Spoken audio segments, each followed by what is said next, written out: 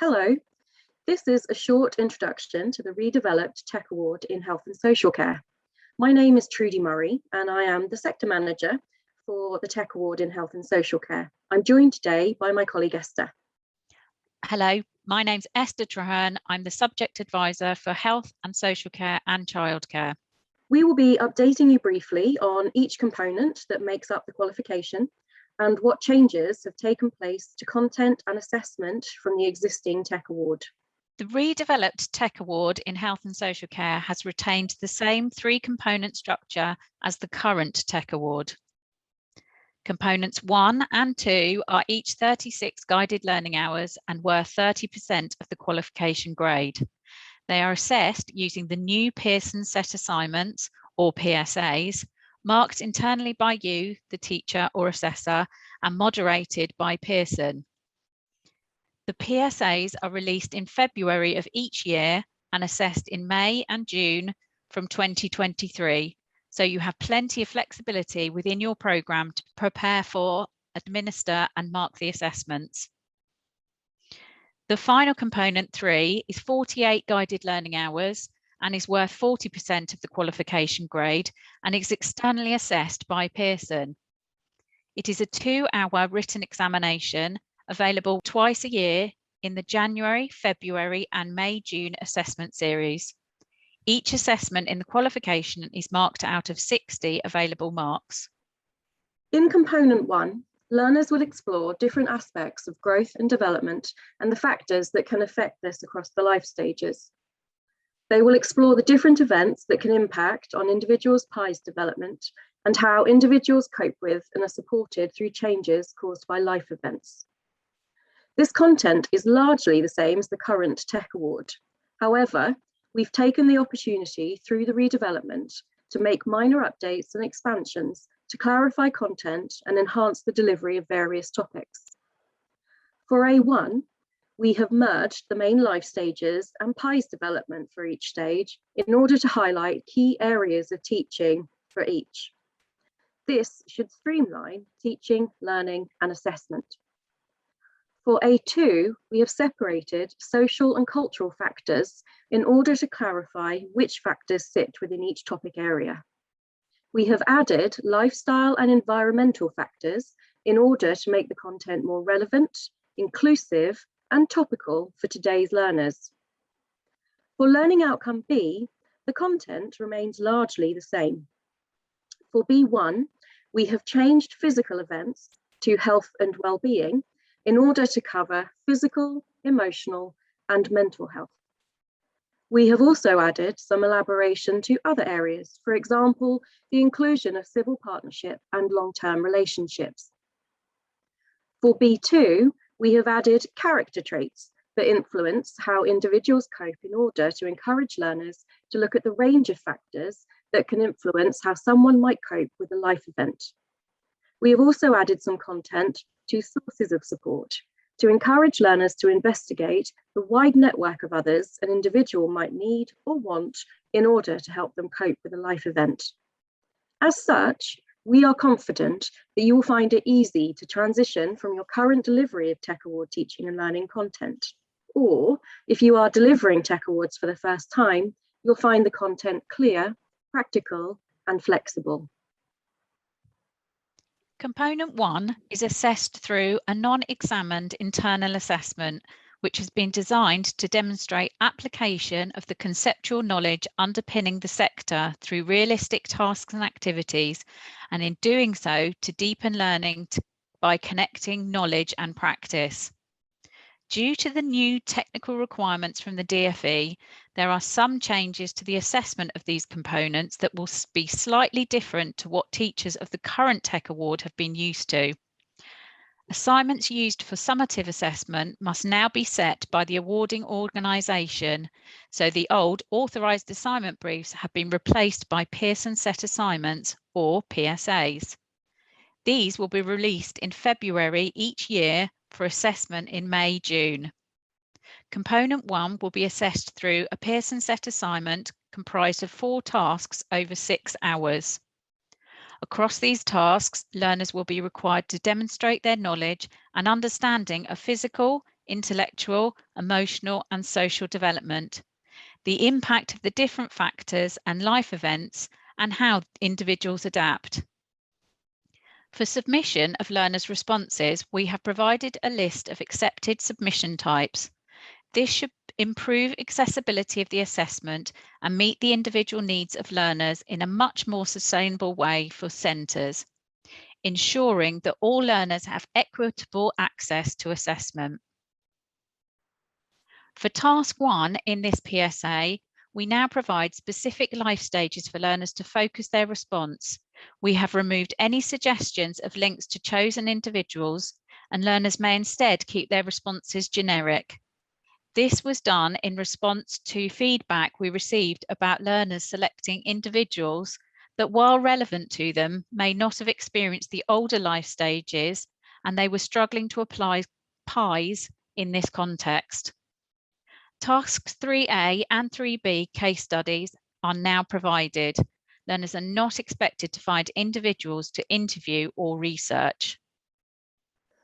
In component 2, learners explore health and social care services and how they meet the needs of service users. They will also study the skills, attributes, and values required when giving care. For topic area A1, we have added in a list of specific health conditions. Learners are not expected to know the medical backgrounds of each of these conditions. They are expected to know how each of these conditions could have an impact on an individual's life and how they could be managed by the individual and health services. A2 now focuses on social care as a separate topic to health. This will allow for teaching and learning of the wide sector of health and social care and improve learners' knowledge of services across age ranges, needs, and potentially positively influence their future career choices. We have elaborated on the social care services across multiple age groups in order to support your teaching. A3 is a new topic area, focusing on barriers to accessing services. This section elaborates on the potential issues that people could face, with a particular focus on diversity, equity, and inclusion for all that goes beyond simply the introduction of physical resources. Previously, you have contacted us to ask for specific examples of barriers. We have now included a wide range in order to support your teaching. Learning outcome B has now changed to understand the skills, attributes, and values required to give care. We have removed the command word demonstrate in response to teachers' feedback. For B1, we have separated care values from the previous specification into skills and attributes, with B2 now forming values in health and social care. In professional practice, learners will be required to demonstrate specific skill sets that show they have a caring and compassionate nature, whilst also being able to work towards the key standards of care used by all health and social care practitioners throughout all levels of the workforce. B3 and B4 are new topic areas. B3 focuses on the obstacles individuals requiring care may face, and we have provided you with a definition of obstacles in order to clarify the difference between barriers taught previously. B4 focuses on the benefits to individuals of health and social care professionals working to the skills, attributes, and values of the sector. To teach this section, you could use case studies, which give details of where service users' rights were impacted on by the behaviours of the professionals that work with them. Component 2 will also be assessed through a Pearson set assignment comprised of 5 tasks over 6 hours. Again, these will be released in February each year for assessment in May, June. In these tasks, learners will showcase their knowledge and understanding of health and social care services, how they work together, what barriers individuals may face in accessing these services, and how professionals can help individuals overcome obstacles. Tasks require a report. However, we clarify what we mean. Responses can include written, audio, video, or presentation submissions with accompanying evidence as listed. Task 1 is now applied to an individual of a specific age with a specific health condition. This will change between series. We use emboldened text to direct the learners to specific information they must include in their response. We have deliberately separated out the tasks for health and social care services to give learners the opportunity to apply their knowledge and understanding of both more clearly. Task 4 no longer requires a role play assessment for learning outcome B. Learners are instead applying their knowledge and understanding of skills, attributes and values to a case study that is provided for them. For task 5, an additional case study is provided for learners to apply their knowledge to, with specific skills, values and attributes given to them when discussing the impact of health and social care professionals to the individual. Under the new technical requirements, all assessments must be marked through numerical means using a mark scheme.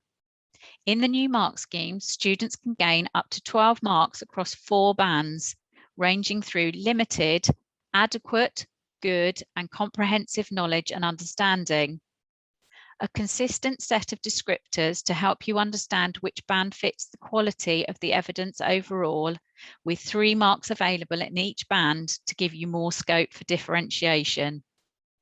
While the scenario or context will change each year, each PSA will assess the same skills so that the mark scheme remains consistent, making it easier for teachers and assessors to apply and standardise grading year on year.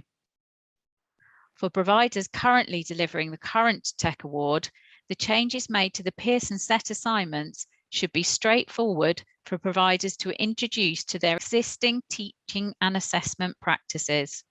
Component 3 remains the synoptic unit, drawing on knowledge and understanding from Component 1 and Component 2. We strongly recommend you do not deliver this unit before teaching Components 1 and 2. Your learners will not benefit from the knowledge and understanding they could have gained if you do this. We have made some changes to the assessment objectives in order to meet the requirements of the new framework.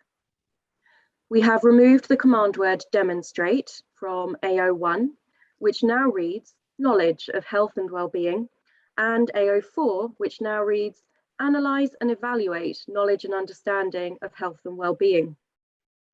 For topic area A1, we have elaborated on each of the factors that may positively or negatively impact on an individual's health.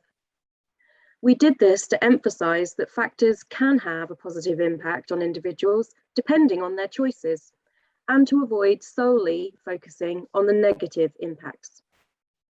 For B1, physiological indicators, we have elaborated on the potential indicators for average, high, or low measurements in order to ensure that learners can be confident in applying their knowledge and understanding of physiological readings to case studies they may be required to analyse in the external assessment. B2 is a new topic area, designed to guide you in your teaching towards current medical advice on key factors affecting an individual's lifestyle. This should prepare learners more extensively for answering questions in the external assessment that may relate to a case study. Topic area C links very closely to component 2 and skills, attributes and values that contribute to care. C1 in this new specification elaborates on person-centred approaches from the legacy specification, and C2 in this new specification closely aligns with C1 in the legacy specification. We have pulled key strands of learning and provided additional content to improve a learner's understanding of meeting the care needs through improving an individual's health and well-being. C3, barriers and obstacles to following recommendations, aligns with C2 on the legacy specification, and we have elaborated on both barriers and obstacles in order to improve the experience of teaching, learning and assessment. Component 3 is assessed by external synoptic assessment set and marked by Pearson and completed under supervised conditions. The external assessment is a written exam that requires learners to demonstrate that they can identify and use effectively an appropriate selection of skills, techniques, concepts, theories, and knowledge from across the whole qualification in an integrated way. The assessment has been designed to remove accessibility issues of the legacy paper, including removing the long case study at the beginning of the assessment. The paper now begins with a generic section, no longer requiring the application of answers to a case study, with short questions with short answers in order to improve learner outcomes from the beginning of the paper. Where learners are expected to apply their answers to a case study, they are provided with the information required to answer the question. They no longer need to move between the paper to remind themselves of the information about the case study. In questions where application and evaluation are required, the highest marks that can be awarded is 6, removing the 10 and 8-mark questions of the legacy paper. This should improve delivery and functioning of the paper across the new series. External assessments for this qualification are available twice a year in January, February, and May, June. First assessment is January, February 2024. Learners are permitted to have one resit of the external assessment prior to certification by taking a new assessment. We encourage you to look through the draft specification, Pearson set assignments, and sample assessment materials, which are available on the Pearson website. And if you have further questions or are preparing to deliver and need further support, please don't hesitate to get in touch with us. You can contact our subject advisor, Esther, by emailing teachinghealthandsocialcare@pearson.com. You can also attend one of our upcoming Getting Started events early next year, when we'll be covering the qualification and assessments in more depth and answering further questions. You can book by visiting the Training from Pearson page on the Pearson website. Thank you very much, and I hope to see you in one of our upcoming live events.